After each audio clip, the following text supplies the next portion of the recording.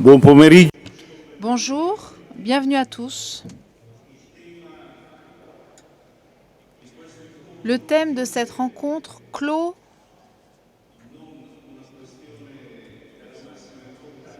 une question d'une importance, de très grande importance, mais surtout d'un point de vue chronologique, c'est la dernière d'une série de rencontres très importantes qui ont rythmé cette édition du meeting.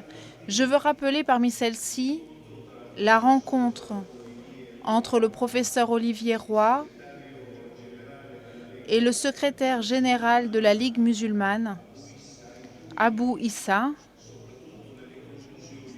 dans lequel, en particulier dans les conclusions, les deux hommes ont réaffirmé avec force combien la liberté de croire est décisive, combien la liberté religieuse est décisive. Aujourd'hui, nous approfondirons, avec l'aide de nos intervenants, avant tout le contenu d'un document publié fin avril de cette année, un document de la Commission théologique internationale, donc pas un document du magistère ordinaire, mais une contribution pour approfondir un thème aussi essentiel pour le vivre ensemble entre les peuples et les personnes, tel que celui de la liberté religieuse. Plus de 50 ans après le document essentiel du magistère, cette fois, du Concile Vatican II, l'encyclique Dignitatis Humanae. Le titre de ce document, qui a nécessité 5 ans de travail entre 2014 et 2019, par une sous-commission de la commission théologique, suffit à lui seul à parler. La liberté religieuse pour le bien de tous. C'est donc le titre de ce document. Nous serons aidés dans ce parcours, accompagnés par le professeur Javier Prades, que beaucoup d'entre vous connaissent parce que ce n'est pas la première fois qu'il vient au meeting. Il est professeur de théologie fondamentale et dogmatique, ainsi que doyen de l'université San Damaso à Madrid. Et il est également membre de la Commission théologique internationale et encore président de la sous-commission qui a rédigé le document approuvé ensuite par l'Assemblée plénière de l'association, de la commission, et approuvé par le Saint-Père pour la publication. Dans un second temps, nous aurons l'opportunité de voir à travers une réalité très particulière qui est celle d'une Église qui vit en petite minorité dans un contexte dans lequel il n'est pas possible de se convertir dans les termes dans lesquels nous sommes habitués à considérer la conversion, donc l'Église d'Algérie. Le père Thomas Georgeon nous parlera de ce sujet. Il a été postulateur de la cause de béatification qui s'est tenue, c'est la première fois dans l'histoire, dans un territoire musulman. Le 8 décembre 2018 a eu lieu cette béatification. Père Georgeon est moine trappiste. Après ses études en communication à la Sorbonne à Paris, il a travaillé pendant 5 ans dans une agence photographique. En 1994, il entre dans l'abbaye de Notre-Dame de la Trappe en Normandie, où il devient maître des novices, puis prieur. En 2009, après avoir passé une année en tant que supérieur, il est élu abbé de la communauté trappiste de Fatorchi en Italie et en 2010, il est choisi comme secrétaire de l'abbé général de l'ordre. En 2013, il est nommé postuleur de la cause de béatification et des 19 martyrs d'Algérie que j'ai évoqué. Il est également l'auteur d'un ouvrage qui rassemble les histoires de ces martyrs et que beaucoup d'entre vous ont lu, on connaissent. Si vous ne le connaissez pas, vous pouvez le trouver en librairie ici en italien, mais on peut le trouver également en français sur Internet. Nos vies sont déjà données, Histoire des 19 martyrs d'Algérie. Ce livre a été écrit avec le journaliste Christophe Henning. J'aimerais demander, pour commencer, au professeur Prades de nous aider à entrer dans le sens profond de ce nouveau document et en particulier de nous aider à comprendre pourquoi la commission théologique a considéré aussi important, dans des circonstances historiques très différentes de celles d'il y a 50 ans, de celles pendant lesquelles s'est déroulé le Concile Vatican II qui a promulgué la Dignitatis Humanae, pourquoi il a considéré important de revenir sur le thème de la liberté religieuse. Je vous en prie. Bonsoir à tous. Je remercie les responsables du meeting de m'avoir invité pour partager avec vous la vie et la compréhension du chemin de notre société, de notre vie chrétienne. Pour moi, c'est une grande joie d'être ici aujourd'hui, encore une fois. Ce que j'aimerais faire maintenant, c'est vous proposer en 4 points, je vais essayer de ne pas être trop long, ma réaction, en quelque sorte, à ce document qui pourrait constituer une sorte d'invitation à la lecture. Si vous pouvez le faire, si cela vous intéresse, je vous conseille de le lire parce qu'il est bien plus riche que ce que je vais pouvoir vous dire maintenant. Mais tout simplement, j'aimerais vous indiquer 4 points, 4 étapes qui peuvent nous aider à entrer dans le mérite de ces questions qui sont essentielles.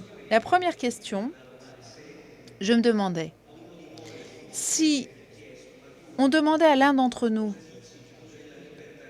comment définirais-tu la liberté religieuse? Je pense que très probablement chacun d'entre nous pourrait partir immédiatement sur le plan juridique, politique, les droits d'expression, les limites, les discriminations, les persécutions, la mort, le martyre. Ce sont des questions. Lorsque la presse parle de liberté religieuse, le plus souvent, elle traite des pays où la liberté religieuse est persécutée, etc.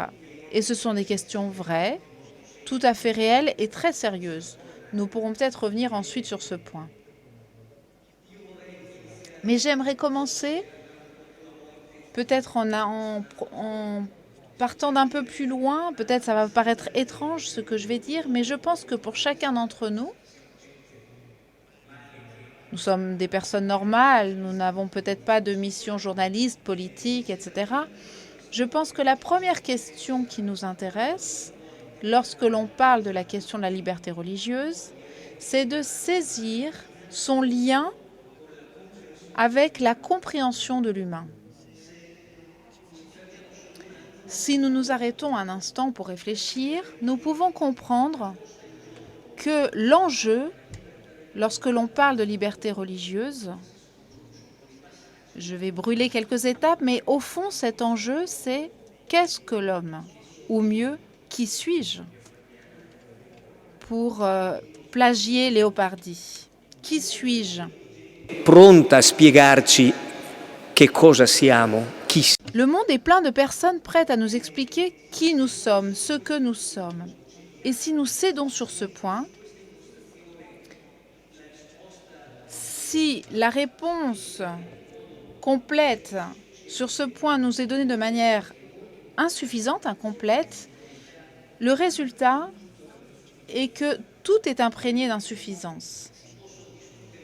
On peut discuter des conséquences mais c'est comme s'il y avait un manque à la racine. C'est pour cela que le document contient un chapitre très intéressant qui a un angle anthropologique et qui met en premier plan la question de la perception que dans l'expérience que nous faisons de nous-mêmes, donc l'expérience que nous faisons nous-mêmes de la liberté religieuse. Jean-Paul II disait que la liberté religieuse est la pierre d'angle, la pierre fondatrice sur laquelle grandit tout l'édifice des droits humains, parce qu'elle donne la clé de lecture de la compréhension de l'homme. Beaucoup d'entre vous, ici, ce soir, vous avez probablement eu l'occasion de lire le livre de Monseigneur Louis Giussani, Le sens religieux, et dans le chapitre 8, le Père Giussani affronte un sujet qu'il appelle le fondement de la liberté. Pour l'expliquer, il fait un dessin que certains d'entre vous ont sans doute à l'esprit. Il s'agit d'un cercle qui est vide au début, et puis il y a un point. Et lui dit, ce point, c'est la liberté de chacun d'entre nous, qui est entouré par tous les conditionnements, les circonstances sociales, biologiques, culturelles, de tout type, qui pourraient suffoquer en quelque sorte la liberté humaine dans un ensemble de facteurs antécédents et de circonstances. Et c'est pour cela, et c'est le dessin suivant, qu'il trace un X à l'extérieur du cercle et il dit ce X, c'est le rapport avec le mystère et le destin. Et la flèche qui lie ce petit point qu'est ma liberté, plongée dans l'ensemble des circonstances inévitables de la vie, est rapport avec le mystère. Et puis, si vous vous souvenez, il poursuit, mais je m'arrêterai là. S'il n'y avait pas ce X, ce facteur qui dépasse les circonstances qui sont à portée de notre main, la liberté humaine, de fait, serait étouffée. C'est pour cela, dans ce cas, nous serions tous à la merci de ceux qui ont le pouvoir et qui sont capables de gérer l'ensemble de ces circonstances. C'est pour cela qu'il est essentiel, lorsqu'on affronte la liberté religieuse, que l'on commence à comprendre que la liberté religieuse indique la racine ultime de la liberté. Et je pense que c'est une question extrêmement importante pour les questions qui en découlent. Comment fait-on l'expérience de cette description que Don Giussani propose dans le chapitre 8. Si vous y pensez, 2 chapitres plus tard, dans le chapitre 10, lorsqu'il fait le parcours de la manière dont les questions surgissent, cette scène du moi qui, dans l'impact avec la réalité, naît avec la conscience de l'adulte et est touché par la stupéfaction, l'émerveillement, lorsqu'il fait ces différentes étapes de l'émergence, l'apparition de la conscience de soi, comme point culminant, il dit « Le moi qui s'est réveillé se découvre dépendant. De quoi ? Si je regarde au fond de moi, si je descends en profondeur en moi, je m'aperçois qu'il y a quelque chose que je ne sais pas appeler différemment, mais que je devrais appeler un tu, un toi avec un T majuscule. C'est comme si le moi naissait de façon profonde d'un autre. Et à partir de là, il effectue le parcours du moi dépendant du mystère. Et c'est là qu'apparaît de manière très surprenante la prière, comme l'attitude humaine juste parce que c'est celle qui rend raison de la dépendance, qui explique la dépendance. Je pense que si nous voulons, lorsque nous lisons le journal, lorsque nous entendons les différentes opinions, je crois que le plus important, c'est de saisir cette dimension ultime de l'humain. Le nôtre est celui de tous, qui subsiste avec sa dignité lorsqu'il est reconnu dans sa plénitude comme rapport avec le mystère. C'est cela qu'il nous faut regarder sans cesse. parce qu'il peut y avoir des solutions provisoires qui font qu'un gouvernement peut respecter le culte ou certains rites, ou peut accorder l'autorisation pour une procession. Ce sont des droits très importants et essentiels pour différentes raisons, mais ils ne touchent pas la profondeur de la question si on ne comprend pas le lien de ces expressions avec la compréhension de soi, avec l'exigence ultime de soi comme homme ouvert au mystère. Donc je crois que la première bataille sur la liberté religieuse est de vivre toute l'envergure de l'humain. Et cela, c'est notre contribution et notre responsabilité. Ceux qui ont davantage de responsabilités sociales, politiques, juridiques, journalistes, doivent faire leur travail. Mais chacun d'entre nous, en tant qu'homme, devons comprendre que défendre la liberté, c'est avant tout vivre toute l'envergure de l'humain. Un homme qui est sincèrement limpide, ouvert, peut le comprendre. Les hommes qui vivent les traditions religieuses que l'on trouve aujourd'hui dans le monde peuvent le comprendre. Mais s'il y a quelqu'un qui devrait comprendre cette perspective, c'est avant tout nous, chrétiens, qui, par la grâce d'une rencontre, avons découvert comment cette structure humaine a fleuri, est devenue consciente, a mûri dans une rencontre historique. Au point de pouvoir dire, à travers une réalité communautaire, une réalité vécue historiquement, pouvoir dire, c'est vrai, je ne saurais pas dire qui je suis sans la rencontre que j'ai faite, parce que la rencontre est totalisante. Mon visage n'aurait pas de physionomie. Ce n'est pas une option. Ce n'est pas une question à gérer en plus ou en moins. Cela a à voir avec l'intelligence accomplie, avec la conscience pleine de soi. Personne d'entre nous, je pense, ne pourrait vraiment arriver à dire son nom sans voir comment il naît de cette rencontre. Celui qui vit la foi comme vocation, et donc ceux qui la vivent comme forme de vie au service de tous, ça c'est toujours l'importance de la consécration à Dieu au service de tous les laïcs chrétiens. Ceux qui vivent la foi comme vocation, c'est-à-dire qui s'aperçoivent qu'ils ne pourraient pas vivre sans ce rapport constitutif avec le mystère, ceux-là entrent facilement dans la préoccupation de l'Église de montrer que la liberté religieuse, autrement dit la liberté humaine vécue dans l'ensemble de ses dimensions, est essentielle pour apporter une contribution humaine à la société et pour le bien de tous.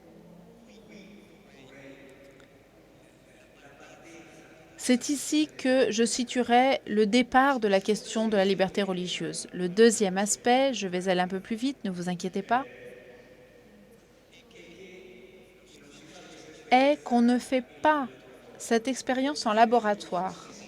Personne ne s'assied, il y a peut-être certains philosophes éventuellement, mais même pas eux, parce que même le philosophe apprend à parler seul. Avec la langue qu'il a appris de sa mère, il peut faire de la philosophie, mais sans mère, il n'y a pas de philosophe, je regrette. Il n'y a pas d'ingénieur, il n'y a personne. Il y a besoin d'un rapport pour faire émerger, faire mûrir cette dignité de l'homme à laquelle on ne peut renoncer dans son rapport personnel avec le mystère. La deuxième question très intéressante qui émerge de ce document, c'est la dimension historique et communautaire dans sa dignité pour toute expression, toute expressivité sociale et également pour l'expressivité de la dimension ultime religieuse de l'homme. Ici, c'est très intéressant de voir le changement que l'Église, les sociétés occidentales, ont connu depuis les années 60, lorsqu'il y a eu le Concile Vatican II. À ce moment-là, il semblait que la religion était le était à son crépuscule, qu'on était à l'étape finale d'une sécularisation qui allait conduire dans le monde, au-delà du rideau de fer, parce qu'il y avait un régime matérialiste athée qui allait éliminer les derniers restes de religion qui restaient de ce côté-là, mais également dans ce qu'on appelait le monde libre. Là encore, la sécularisation après mai 68, on pensait qu'elle allait éliminer la religion. Ce n'est pas exactement ce qui s'est produit, nous le voyons, et pour différentes raisons assez complexes, celle de la mondialisation, des migrations, des déplacements de population, des mouvements de l'histoire que nous ne pouvons maîtriser, mais que nous pouvons comprendre et suivre et éventuellement corriger. La religion, en tant que phénomène communautaire, est vivante aujourd'hui dans le monde. Nous, occidentaux, nous étions prêts à la rigueur à accepter une religion privée, individualiste. Les publications, la littérature sont très nombreuses sur ce sujet. Aujourd'hui, on revient sur la question religieuse. Elle peut ne pas disparaître, mais elle peut rester à condition que ce soit un fait privé, individuel. Et les explications en ce sens sont nombreuses. Donc une autre préoccupation du document, et je pense de la conscience de l'Église, est de revendiquer la dimension constitutive sociale de l'homme et donc de son expressivité ultime religieuse.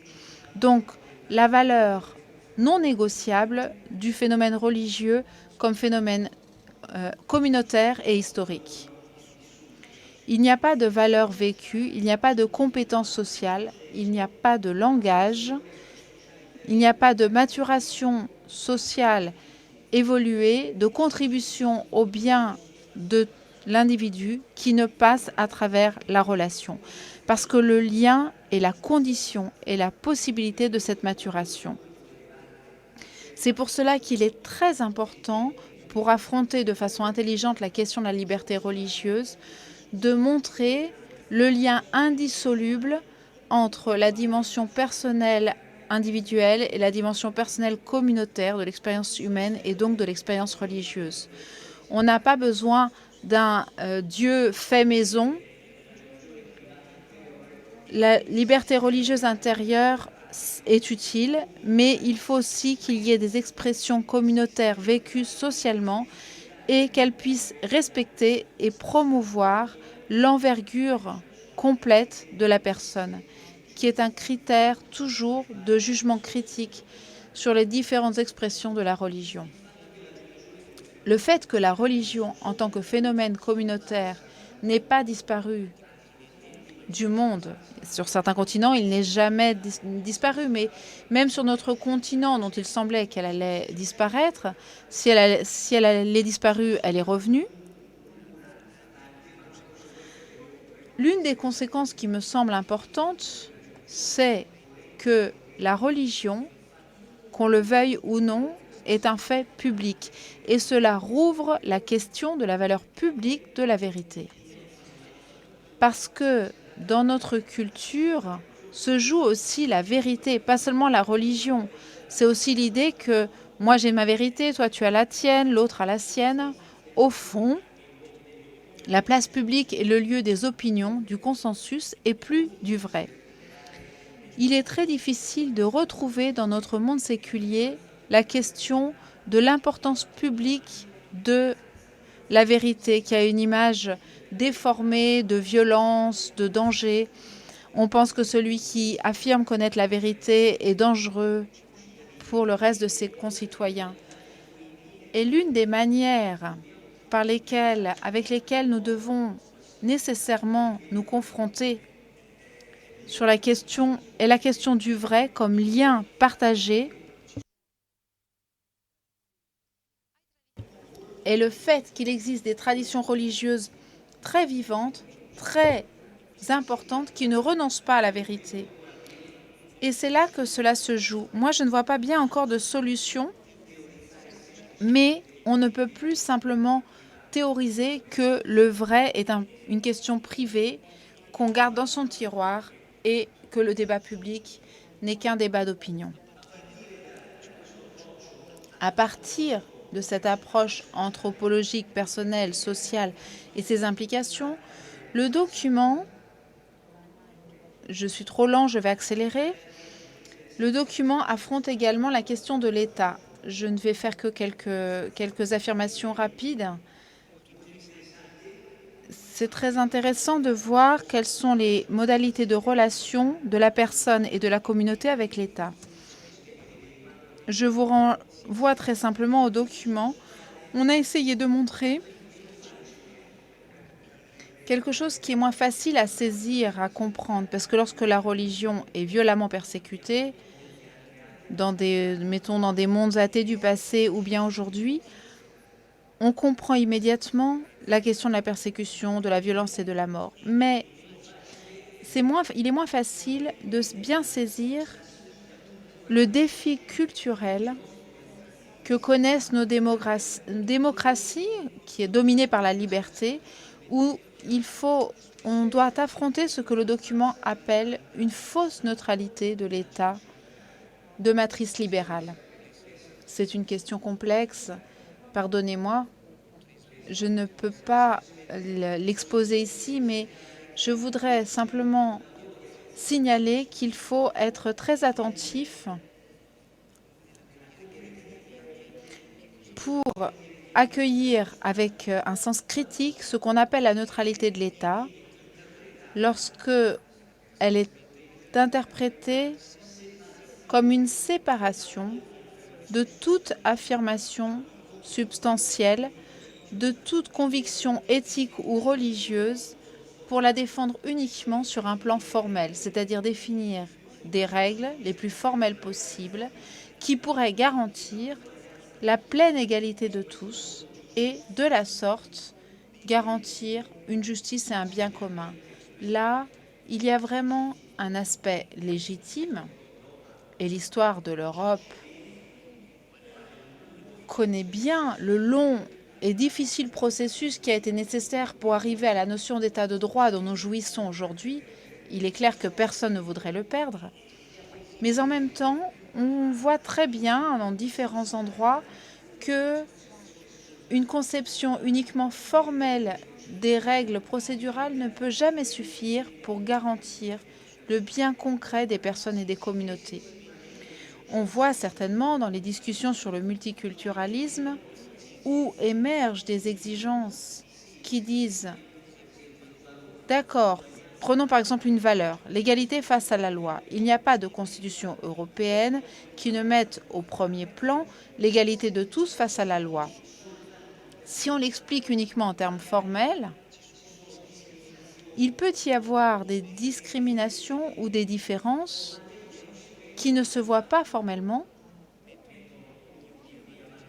mais qui, de fait, avantagent les uns par rapport aux autres. Cette question, qui est en soi complexe, s'est largement rouverte sur les questions ethniques, culturelles, linguistiques. L'Europe est pleine de conflits. Les États-Unis, le Canada sont pleins de difficultés sur ces questions. Je voudrais simplement maintenant faire remarquer que si l'on ne veut pas recommencer à voir les convictions éthiques, religieuses, seulement avec cette lecture formelle du droit, ce sera toujours plus difficile. Comme l'ont expliqué des théologiens très célèbres, mais je n'ai pas le temps maintenant d'entrer dans le détail. De même, on peut dire la même chose pour la religion. On ne peut pas penser créer le vivre ensemble en obligeant la religion à rester à l'extérieur du consensus, du débat, de la construction sociale. Il faut une confrontation critique. Il faut regarder de façon critique le fondamentalisme religieux, le fondamentalisme laïque. Il faut avoir la patience de confronter et de rapprocher, mais je pense qu'on ne peut pas, à long terme, penser que nos démocraties occidentales garderont de la vigueur, une capacité d'accueil, la capacité à gérer la nouveauté, à accueillir les migrants et les différents défis que nous avons devant nous, en se contentant, en se limitant aux procédures. Et sur ce point, le document se prolonge et le dit bien mieux que je ne peux le faire maintenant. Je termine, pardonnez-moi d'avoir été long. La dernière chose que je voulais dire, c'était revenir sur notre rôle. Probablement, nombre de ces problèmes dont j'ai parlé ne sont pas à notre portée. Mais on ne peut pas se contenter de bavarder sur ces questions ou critiquer les gouvernements, les parlements. S'il est nécessaire, on peut le faire, mais je pense que nous avons une très lourde responsabilité, chacun d'entre nous, si nous ne voulons pas faire partie du problème, mais faire partie de la solution. Et cette mission, c'est vivre la liberté religieusement, vivre la liberté religieuse, ou mieux, avant de la défendre, ou disons la première manière de défendre la liberté religieuse, c'est de vivre la liberté religieuse. Comment est-ce qu'on la vit? Sous la forme concrète qui nous a atteint, c'est-à-dire vivre la foi. La foi est le geste libre vis-à-vis de Dieu par définition. Et donc la foi est toujours un espace de liberté pour les autres. Comme on le voit dans le martyr, le père Georgeon va beaucoup nous aider sur ce point. L'analogato princeps, le cas extrême de la liberté de foi est le martyr. Et le martyr génère des espaces de liberté pour tous. Donner sa vie comme geste ultime d'amour à Dieu dans l'adhésion au Christ, au point de ne pas exclure le bourreau qui te tue, c'est la forme extrême de la vie en rapport avec Dieu comme espace de liberté. Don Giussani disait « Le point le plus élevé de la foi est le martyr ». Et tout de suite après, il disait la virginité, c'est-à-dire la vocation jusqu'à la forme même de la vie. Parce que ce sont les deux cas où nous tous qui vivons la foi, regardons. Nous vivons la foi comme un rapport constitutif avec le mystère. Et alors, nous regardons ces deux points-là. Combien d'entre nous, par exemple dans la maladie, vécu dans la foi, ont véritablement montré que la foi qui traverse la circonstance génère un espace de liberté pour tous.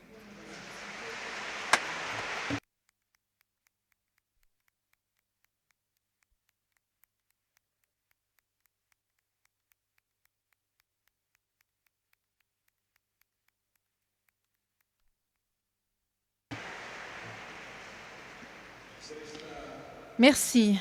Cette provocation, résumée par l'expression du professeur Prades, le martyr,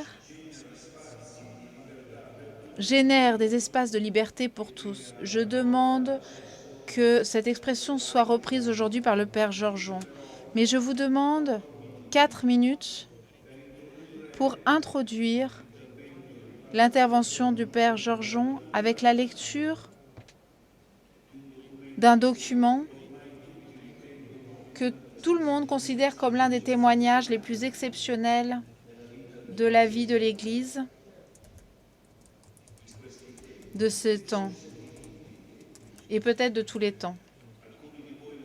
Certains d'entre vous l'ont lu, il a déjà été cité dans ce meeting et dans d'autres circonstances. Et elle est citée dans le document, mais je voudrais vous lire ce qui est connu comme le testament spirituel du père Christian de Chergé, le prieur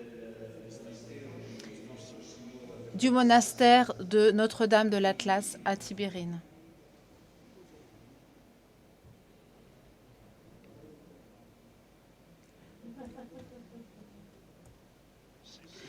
S'il m'arrivait un jour,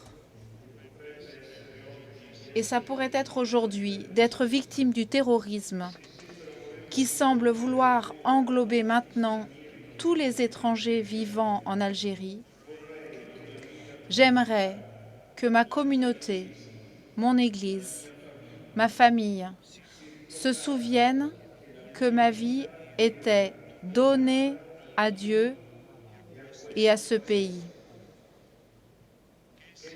Qu'ils acceptent que le maître unique de toute vie ne saurait être étranger à ce départ brutal. Qu'ils prient pour moi. Comment serais-je trouvé digne d'une telle offrande? Qu'ils sachent associer cette mort à tant d'autres aussi violentes, laissées dans l'indifférence de l'anonymat. Ma vie n'a pas plus de prix qu'une autre. Elle n'en a pas moins non plus. En tout cas, elle n'a pas l'innocence de l'enfance. J'ai suffisamment vécu pour me savoir complice du mal qui semble, hélas, prévaloir dans le monde, et même de celui-là qui me frapperait aveuglément. J'aimerais, le moment venu, avoir ce laps de lucidité qui me permettrait de solliciter le pardon de Dieu et celui de mes frères en humanité, en même temps que de pardonner de tout cœur à qui m'aurait atteint. Je ne saurais souhaiter une telle mort. Il me paraît important de le professer. Je ne vois pas en effet comment je pourrais me réjouir que ce peuple que j'aime soit indistinctement accusé de mon meurtre. C'est trop cher payé, ce qu'on appellera peut-être la grâce du martyr, que de la devoir à un Algérien, quel qu'il soit, et surtout s'il dit agir en fidélité à ce qu'il croit être l'islam. Je sais le mépris dont on a pu entourer les Algériens pris globalement. Je sais aussi les caricatures de l'islam qu'encourage un certain islamisme. Il est trop facile de se donner bonne conscience en identifiant cette voie religieuse avec les intégrismes de ces extrémistes. L'Algérie et l'islam, pour moi, c'est autre chose. C'est un corps et une âme.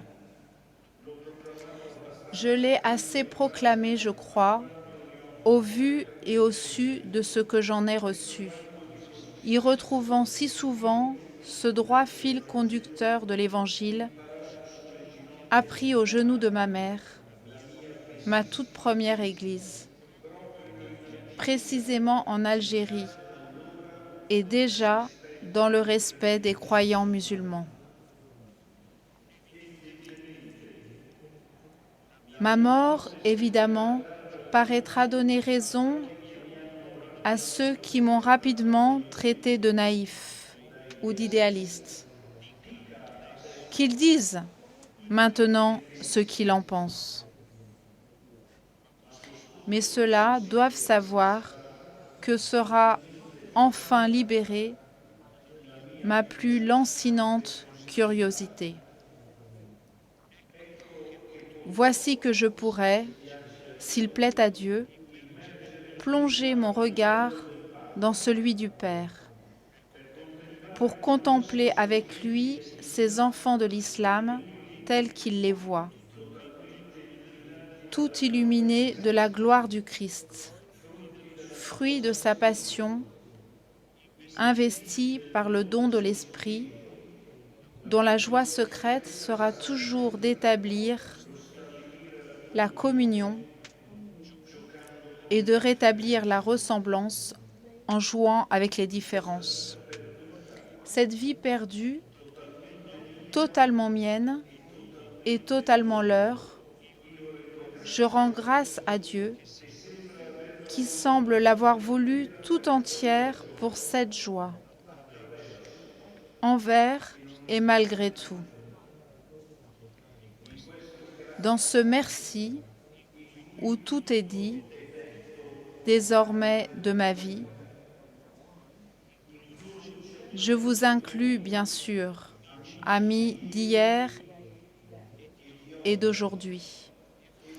Et vous, ô mes amis d'ici, aux côtés de ma mère et de mon père, de mes sœurs et de mes frères et des leurs, centuple accordé comme il était promis. Et toi aussi, l'ami de la dernière minute, qui n'aura pas su ce que tu faisais, oui, pour toi aussi, je le veux, ce merci et cet adieu envisagé de toi. Et qu'il nous soit donné de nous retrouver, larrons heureux, en paradis, s'il plaît à Dieu, notre Père, à nous deux. Amen. Inch'Allah. Christian.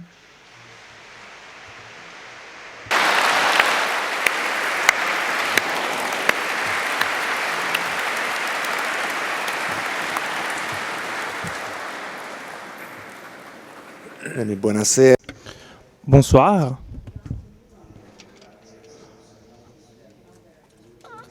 Avec le père Javier, on est monté sur le mont Tabal et avec moi on descendra sur la plaine.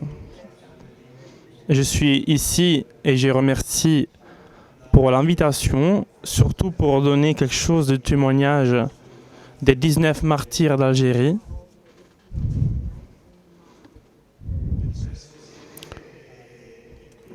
Pour soutenir et encourager la liberté religieuse, le témoignage des martyrs est pour nous un patrimoine très significatif.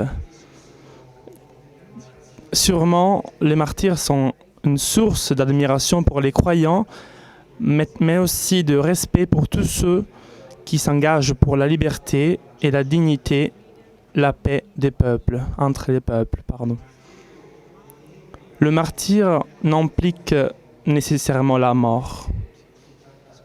Parfois, il s'agit d'exclusion de la vie sociale, de petites morts dans notre vie quotidienne, dans notre quotidien, ce qu'on appelle le martyr blanc, défini par le Monseigneur Claverie, l'évêque des Ourans, tué le 1er août de 1996, et il disait que le martyr blanc est ce qu'on essaie de vivre jour après jour, c'est-à-dire le don de la vie, goutte après goutte, dans un regard, dans une présence, dans un sourire, dans une tension, dans un service, dans un travail, et dans tout ce qui fait que la vie que nous anime soit partagée, donnée, offerte.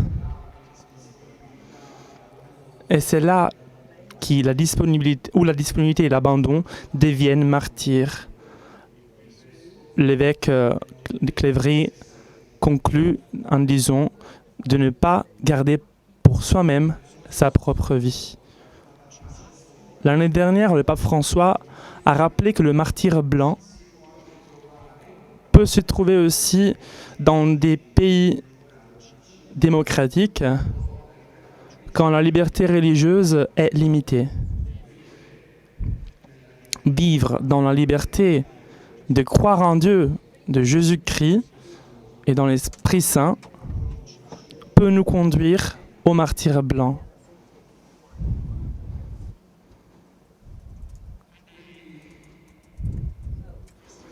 Donc ces 19 martyrs d'Algérie sont pour nous des frères et des sœurs. Des exemples pour notre vie, des disciples d'aujourd'hui et de demain, Ils sont face à nous sur le chemin de témoignage que l'Église est appelée à rendre sur la terre d'Algérie, que depuis toujours, depuis le premier siècle, a été inondée par le sang des martyrs, mais même pour l'Église universelle. Ces 19 martyrs d'Église d'Algérie étaient tous passionnés par leur Église, dont ils étaient serviteurs, zélés et passionnés aussi de l'Algérie et de son peuple, avec lesquels ils avaient tissu, au fil des années, des amitiés. Ils étaient humbles et simples. Mais le Seigneur resplendissait dans leur cœur, dans leur vie et dans leur silence. Ils témoignent une foi claire et libre. Une foi de ceux qui préparent dans la prière et dans la présence un espace pour le dialogue. Dans ce sens, il préfigure la pensée du pape François parce qu'il porte une forte attention aux martyrs morts de notre temps, victimes de persécutions et violences pour des raisons religieuses, comme aussi pour des idéologies qui excluent Dieu de la vie des personnes et des communautés. La religion authentique de l'intérieur doit réussir à rendre compte de l'existence d'autrui, afin de favoriser un espace commun, un environnement de collaboration avec tous, dans la détermination de cheminer ensemble, de prier ensemble, de travailler ensemble, de grandir ensemble et de s'entraider afin d'établir la paix.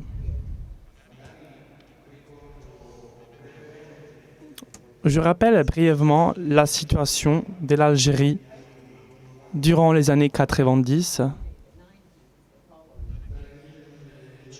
À partir de 1990, en Algérie s'est développée une crise très grave dans un contexte de divergence politique et religieuse. Le Front islamique de salut et l'islam armé essayent de créer un État islamique, un califat, et on voit ici le signe de ce qui s'est passé quelques années après en Syrie et en Irak. Le pays et l'Algérie s'est transformé dans une guerre civile et beaucoup de petits groupes armés ont soutenu la djihad en soutenant ceux qui avaient dans des hommes de culture dans l'Algérie, des enseignants, des femmes, des avocats, des journalistes, toutes ces personnes qui auraient pu ouvrir un futur démocratique pour le pays. Et la population civile est le cible comme le moyen efficace pour la punir, pour le soutien au gouvernement.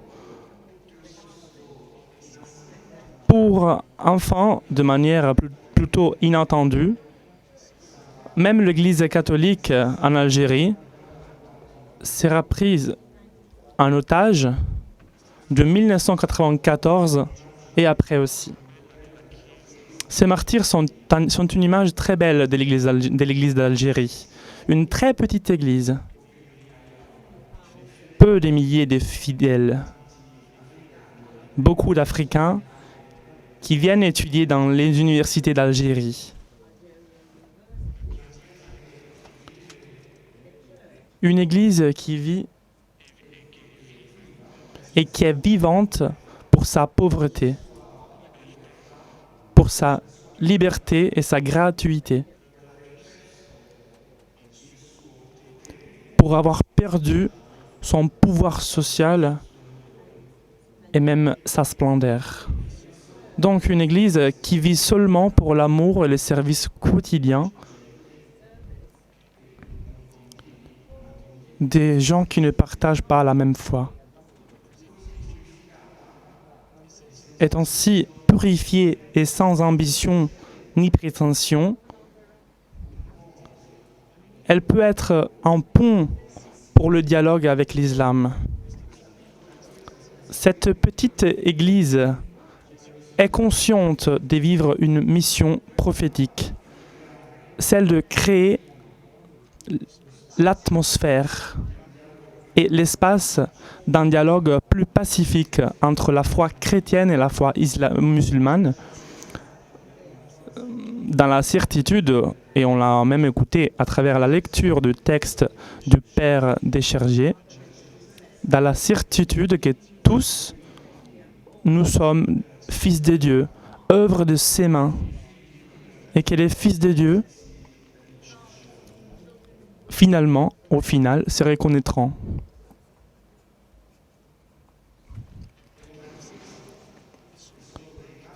C'est une église et ce sont des martyrs de l'altérité. Une vie totalement donnée, offerte au Christ et à l'Évangile, incarnée dans le don de l'autre. Monseigneur Claverie a raconté de comment il a passé son enfance en Algérie, dans une boule coloniale, en fermant les yeux sur l'autre, l'autre qui était musulman, par peur de l'autre. Il explique que l'autre faisait partie de sa vie, de son quotidien, mais Claverie parle toujours de notre vie. Donc l'autre était reconnu s'il devenait similaire ou s'il s'intégrait dans sa propre culture, dans la culture, donc dans la manière de concevoir le progrès, la civilisation, le développement et la réalisation. Donc finalement, l'autre était reconnu seulement dans la mesure où il lui rassemblait. Et ce n'a pas été simple de rencontrer l'autre en Algérie. Après la guerre d'indépendance et le départ des colons français en 1962, l'Église s'est retrouvée totalement vidée et en minorité. Elle a presque tout perdu. Le génie du cardinal Duval, qui était évêque d'Alger, cela a été de faire de cette église une église algérienne, c'est-à-dire une église qui humblement a choisi d'être au service d'un peuple qui ne partageait pas notre foi, en particulier pour le service des plus pauvres, des plus jeunes. Et la confiance évangélique et la détermination des responsables de cette église, en particulier du cardinal Duval dont je parlais, a permis de lancer une nouvelle phase, parce que elle voulait promouvoir une nouvelle église algérienne et non pas une église d'ambassade qui voulait consacrer les musulmans qui vivaient dans le pays. Une église algérienne peut nous sembler un peu étrange parce que le faire église dans un pays où les 99% des gens est musulmans est difficile, est étrange. Donc, église algérienne signifiait tout d'abord identifier son destin avec celui de l'Algérie. À la fin de la guerre d'indépendance, Il fallait faire beaucoup de choses pour reconstruire ce pays. Institutions, santé, œuvres sociales, ce seront les domaines où les chrétiens pourront contribuer avec les Algériens et les musulmans. Les 19 martyrs ont été tués entre les 1914 et les 1996. Ils appartenaient à 8 organisations religieuses différentes et ils se connaissaient tous très bien parce qu'il y avait un sens qui s'était développé au fil des années, un sens d'appartenance profondément radiqué en eux, ce sens d'appartenance, ce sentiment d'appartenance à l'Église algérienne. Tous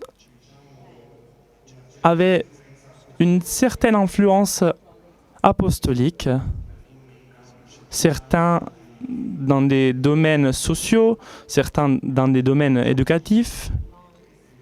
Les moines qui vivaient leur vie dans la prière, dans les monastères, mais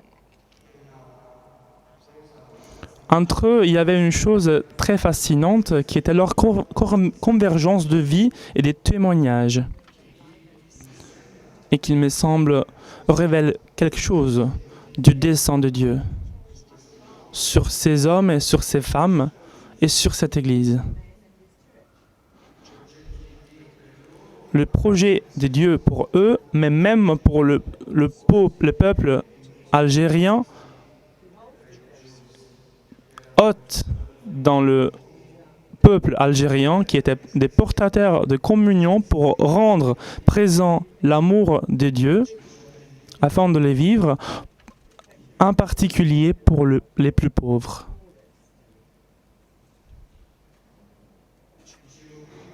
Tout à l'heure, je disais que tous ont voulu vivre une mission qui était définie, prophétique, promouvoir une atmosphère de dialogue pacifique et fraternel et d'amitié entre chrétiens et musulmans, dans la certitude d'être aimés par un seul Dieu. Comme dans d'autres pays et dans d'autres églises, ces 19 martyrs démontraient que vivre ensemble n'était pas une utopie et que les préjugés et la défiance ne sont pas inévitables. La religion peut travailler avec le service du bien commun et contribuer au développement de toute personne et à la construction de la société. Cet engagement de la part de ces martyrs, cet attachement, n'a pas d'autre que la source du Christ. Jésus, que dans cette croix, a ses bras tendus pour prendre avec soi les fils qui étaient dans les péchés et dans l'isolement et qui conduit l'un contre l'autre et même contre Dieu aussi. Dans un pays qui était crucifié par la guerre, la croix de Jésus leur a permis de transformer la mort dans un don fécond de soi-même, où la vie se renouvelle et s'intensifie. L'évêque Claverie a exprimé ce don à la lumière de la croix. Il disait beaucoup de fois: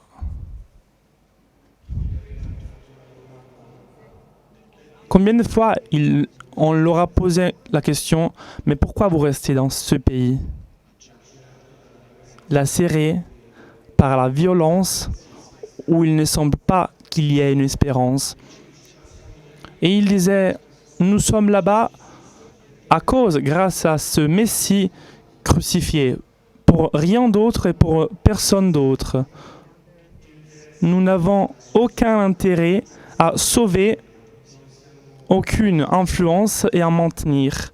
Nous ne sommes pas conduits par quelque perversion masochistique.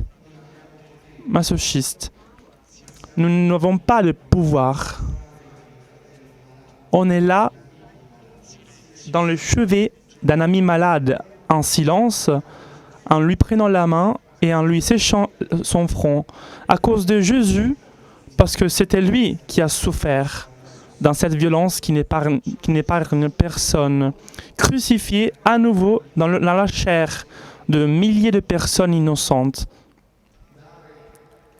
Donner sa propre vie, cela n'est pas réservé aux martyrs. Ou du moins, on peut être appelé à être martyr témoin du don gratuit de l'amour. Le don gratuit de sa propre vie. Et ce don provient de la grâce de Dieu donnée à travers Jésus-Christ. Pour eux, le choix de rester en Algérie, malgré l'oppression des gouvernements et même de son siège, le choix souvent après un discernement vécu sereinement porte à une évidence.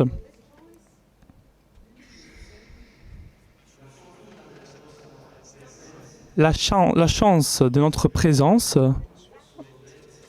la sœur Odette, l'une des martyrs, écrivait « La fortune de notre présence comme chrétiens en Algérie est que cela nous ramène de manière constante à l'essentiel de notre foi, afin de chercher à la vivre sans s'enlever à ses exigences fondamentales.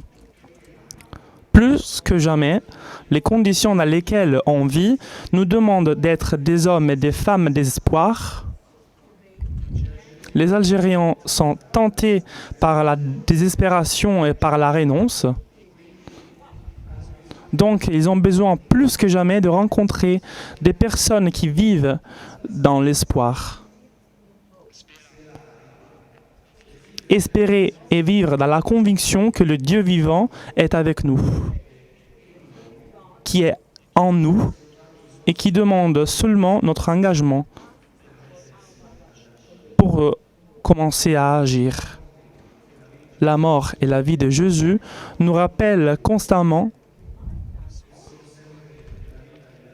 qui sont toujours la vie et l'amour à avoir la dernière parole, le dernier mot, pardon. Ces petites lignes de la sœur Odette auraient pu être signées par chacun des 19 martyrs, des bienheureux martyrs, et tous auraient insisté sur l'amitié qui les liait avec ce peuple. Tous auraient insisté sur cet espace de dialogue qui avait petit à petit ouvert avec l'autre dans sa différence.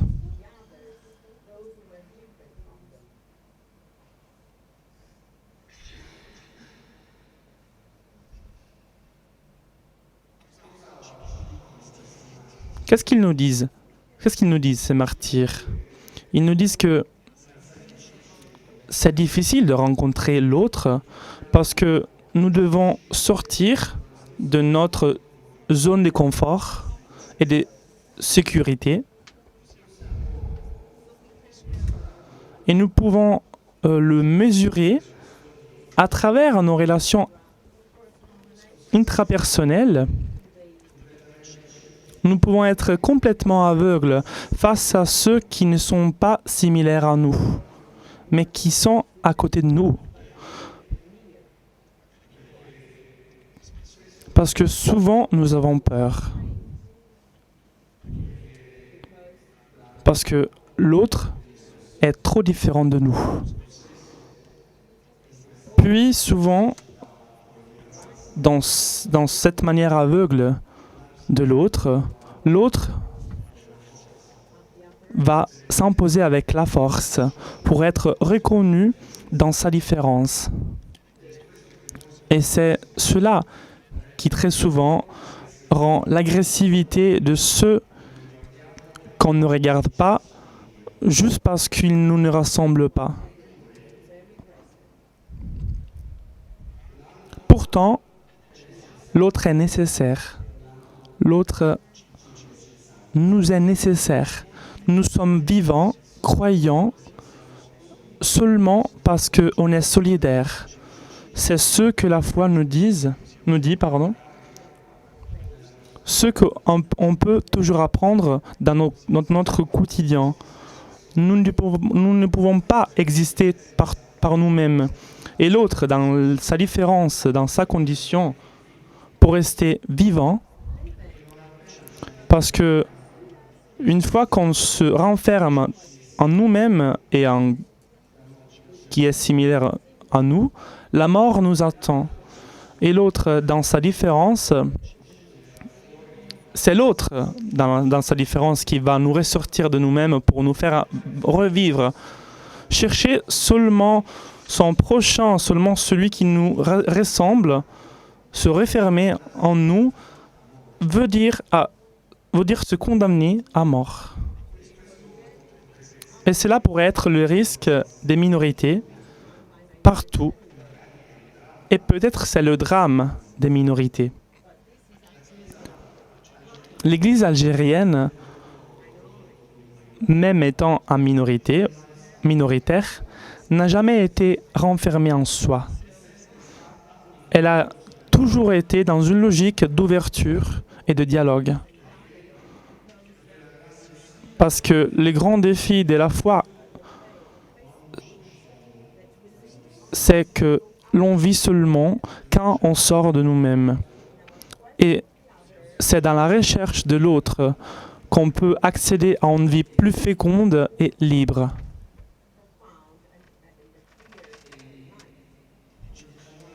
Les 19 martyrs, mais d'autres prêtres religieux aussi, qui ont traversé cette décennie noire, ont vécu la même chose que ces martyrs. Et ils la vivent encore aujourd'hui. Le point pour cette église algérienne est de réussir à ouvrir un espace de dialogue et de rencontres afin de pouvoir s'enrichir de la différence de l'autre, de sa foi. Non pas pour me convertir, mais parce que l'autre, dans sa différence, me dit quelque chose de ma foi à moi. De ma manière avec laquelle je suis témoin. Et je pense que cela a été un présent qu'ils nous ont fait. C'est un présent qu'on a reçu durant la célébration de la béatification qui s'est déroulée en décembre dernier. Ce n'était vraiment pas acquis de la célébrer en Algérie et avec une rencontre avec le pape François il y a 2 ans, il nous avait dit que son désir était que la célébration puisse se célébrer en Algérie, non pas pour réouvrir les blessures du passé, au contraire parce que l'Église veut aider le peuple algérien à soigner ses propres blessures.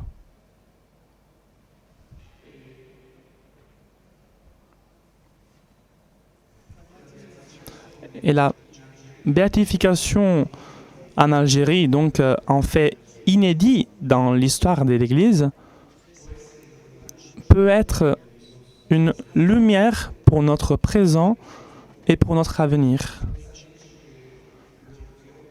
Cette lumière nous dit que la haine n'est jamais une réponse juste à la haine.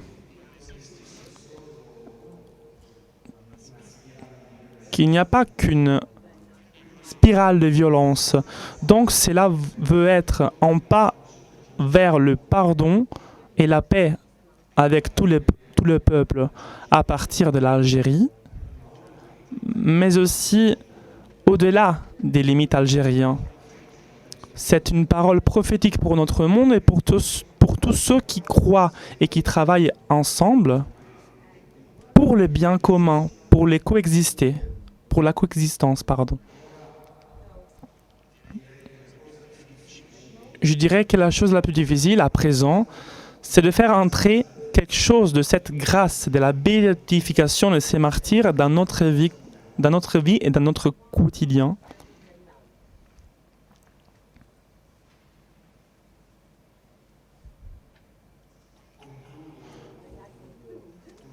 Je termine brièvement avec 2 mots. Vous savez ce qui va se passer bientôt en Algérie. Désormais, depuis 6 mois, tous les vendredis, millions de personnes dans les rues pour demander un changement politique profond, pour demander une liberté juste, vraie.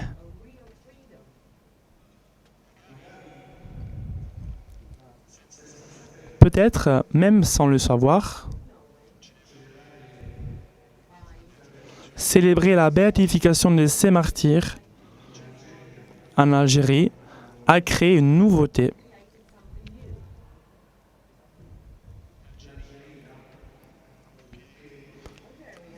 L'Algérie qui, depuis des années, n'avait pas de visage, qui était un pays très souvent sous-estimé à cause de cette décennie noire, du terrorisme. L'Algérie a acquis en nous une liberté. Et j'aime penser que l'un des fruits de cela peut être le premier miracle des 19 martyrs et des milliers de morts, parce qu'on parle de environ 150 000 personnes tuées pendant la décennie noire, peut être le premier fruit de la béatification, de cette béatification. Elle est sous le soulèvement populaire et pacifique que l'Algérie est en train de vivre depuis beaucoup de mois. Et je pense que cela doit rendre heureux ces frères et sœurs martyrs qui ont donné leur vie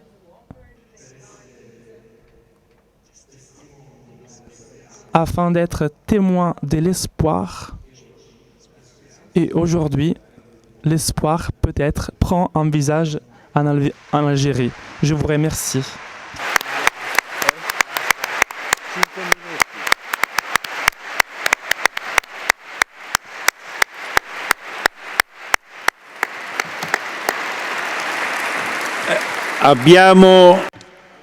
Il nous reste 5 minutes.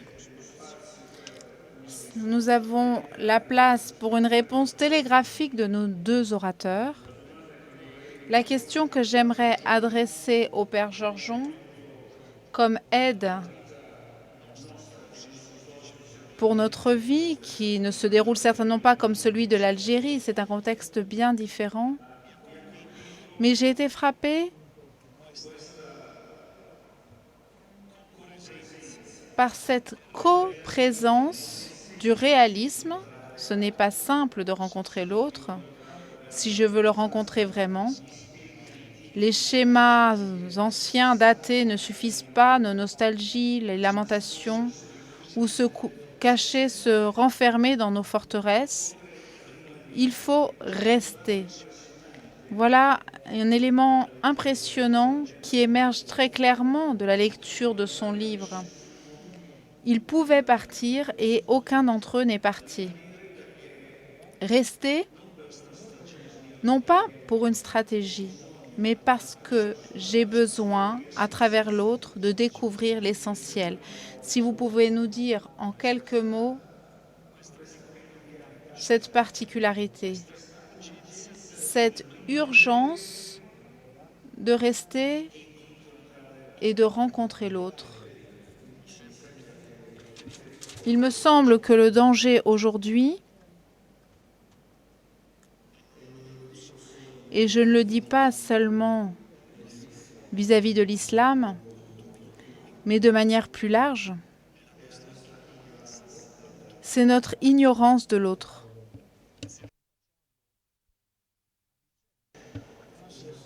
Si nous ne faisons pas réciproquement un effort de connaissance mutuelle,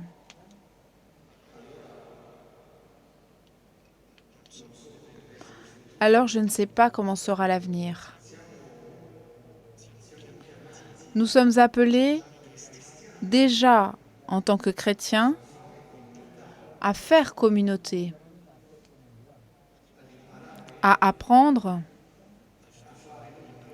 à faire communauté avec des personnes différentes de nous.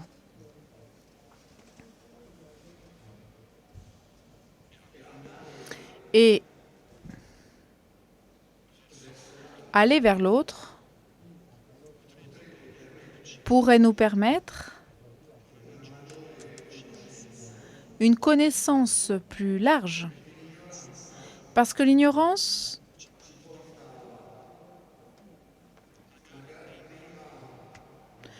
nous conduit peut-être pour commencer à l'indifférence. Et puis ensuite, un peu plus loin, elle peut mener à la violence. Et pour finir, elle conduit à la haine, au désir de tuer l'autre parce qu'il ne pense pas comme moi. C'est donc plus simple de l'éliminer de mon paysage au lieu de le voir face à moi. Il me semble qu'il y a un grand chemin de connaissance à faire entre les différentes religions.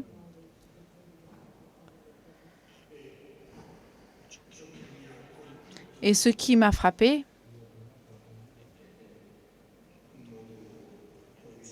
de manière providentielle, c'est le calendrier des événements. La succession des événements de ces dernières années. Il y a eu la béatification le 8 décembre.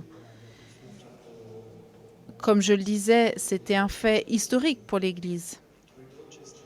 Et puis, il y a eu le voyage du pape François à Abu Dhabi avec la signature de ce document sur la fraternité humaine avec l'imam d'Al-Azhar. Et puis, il y a eu le voyage du Saint-Père au Maroc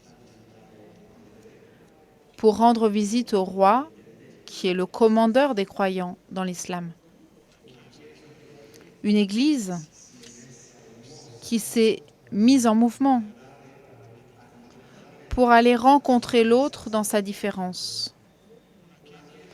Une église qui s'est toujours comportée comme un hôte.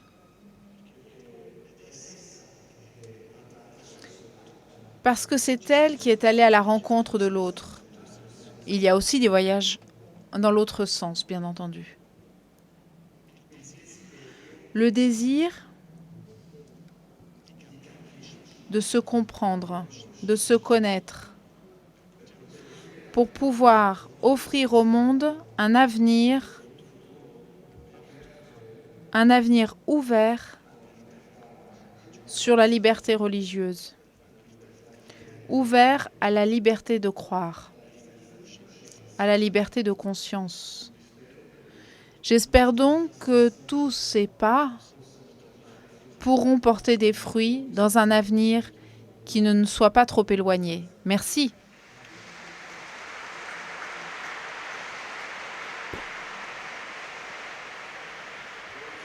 J'aimerais demander au professeur Prades pourquoi il a parlé d'une très lourde responsabilité que chacun d'entre nous porte. Cette expression, tu n'as pas parlé de vivre la liberté religieuse, mais de vivre la liberté religieusement là où nous sommes, c'est-à-dire vivre la foi. Est-ce que tu pourrais nous dire 2 phrases sur ce point? Alors, comme on parlait de droit à la liberté religieuse, le droit, c'est la protection juridique d'un bien. Mais ce qui m'importe, c'est que, à travers ce type de rencontre, nous puissions prendre réellement conscience de ce qu'est ce bien. À mon avis, il est efficace quand il émerge de l'expérience. Et c'est évident lorsque la conscience d'un bien émerge de l'expérience parce qu'elle fait émerger certains traits qui ne peuvent naître que lorsque l'on parle de l'intérieur d'une expérience vécue. Par exemple, la surprise devant une plénitude de liberté comme rapport avec le mystère. En attendant le testament du père de Chergé, on se demande d'où cela vient-il? Comment peut-il être aussi libre? Quand tu t'aperçois que ces 19 hommes auraient pu revenir en France ou en Espagne, d'où ils venaient, pourquoi est-ce qu'ils n'y sont pas rentrés? D'où naît leur liberté? On s'aperçoit qu'on commence alors un chemin de regard, un itinéraire. C'est peut-être une liberté que l'on n'a pas encore ou que l'on n'a pas encore au même niveau de maturité. On peut peut-être dire tous, moi je ne serai jamais capable d'être martyr, je ne serai jamais un vrai témoin, ma vie est médiocre. Ça peut être vrai. Mais la première manière d'expérimenter la liberté pleine, c'est de la reconnaître nous l'avons devant nous. Donc ce que je souhaite, c'est qu'après cette rencontre, nous soyons plus éveillés, plus vifs humainement pour reconnaître la plénitude de la liberté, qui ne peut être pleine que lorsque nous l'avons face à nous et que nous la suivons. Merci.